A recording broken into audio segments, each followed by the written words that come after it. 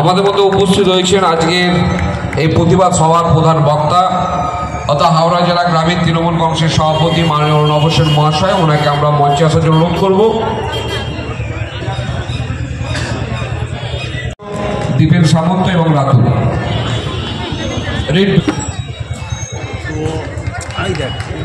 তৃণমূল কংগ্রেস জিন্দাবাদ, তৃণমূল কংগ্রেস জিন্দাবাদ, মমতা ব্যানার্জি জিন্দাবাদ, রাজা সিং জিন্দাবাদ, তৃণমূল কংগ্রেস জিন্দাবাদ, মমতা ব্যানার্জি জিন্দাবাদ, রাজা সিং জিন্দাবাদ।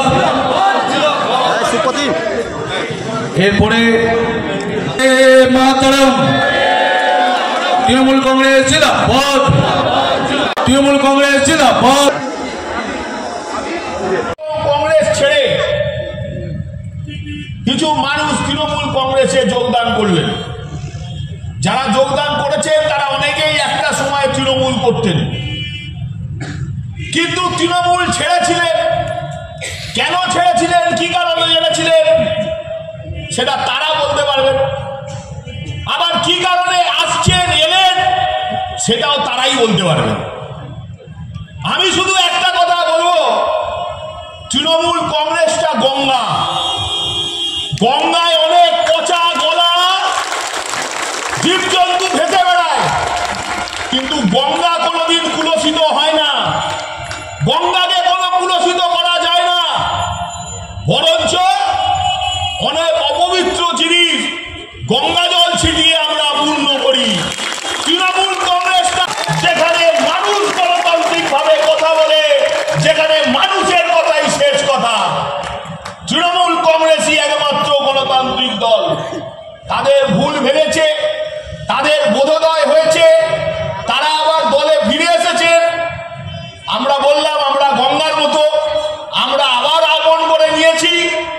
আগামী দিন তারা দলের প্রতি দায়বদ্ধতা রেখে দলকে কতটা শক্তিশালী করার কাজ করবে সেটা তাদের বুঝে নিতে হবে। তৃণমূল কংগ্রেস থাকবে, কে গেল কে এলো তাতে কিছু যায় আসে না। যারা এলেন আমি তাদের অপমান করার জন্য বলছি না, কিন্তু বাস্তবটা এবার থেকে মাথায় রাখার জন্য আমি আপনাদের কাছে অনুরোধ করে আমার বক্তব্য। এবং আমার দীর্ঘদিনের রাজনৈতিক গুরু তৃণমূল গঙ্গা, আমি আজও এই অন ক্যামেরা স্বীকার করি যে তৃণমূল গঙ্গা, আমি সেই জায়গা থেকে নিজেকে অনেক ছোটো মনে করি। এবং আমার নেতার কথাই আমার কাছে শেষ কথা, যে এখানে যে স্বাধীনতা, এখানে যে গণতন্ত্র রয়েছে, সেই গণতন্ত্র অন্য কোনো রাজনৈতিক দলের মধ্যে নেই।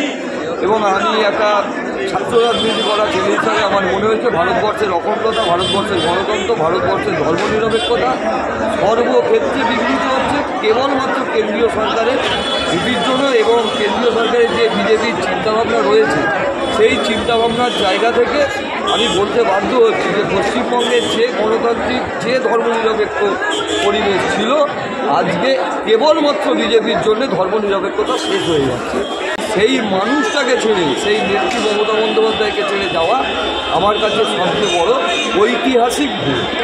আমি সে ভুল স্বীকার করে আমার নেতার প্রতি আমার কৃতজ্ঞতা জানিয়ে এবং দলের কর্মীদের প্রতি আমার যে ভালোবাসা আগেও ছিল, এখনও সেই ভালোবাসা রেখে আমি চলবো। এবং নেতার কথায় গঙ্গাতে অনেক কিছু বাজে জিনিস করেও সে শুদ্ধ হয়ে যায়, ধরুন না, আমিও একটা সেরকম কিছু একটা ভেবে আজকে এই গঙ্গার মধ্যে এসেছি। আশা করি নিজেকে পরিশুদ্ধ করার জন্য এসেছি।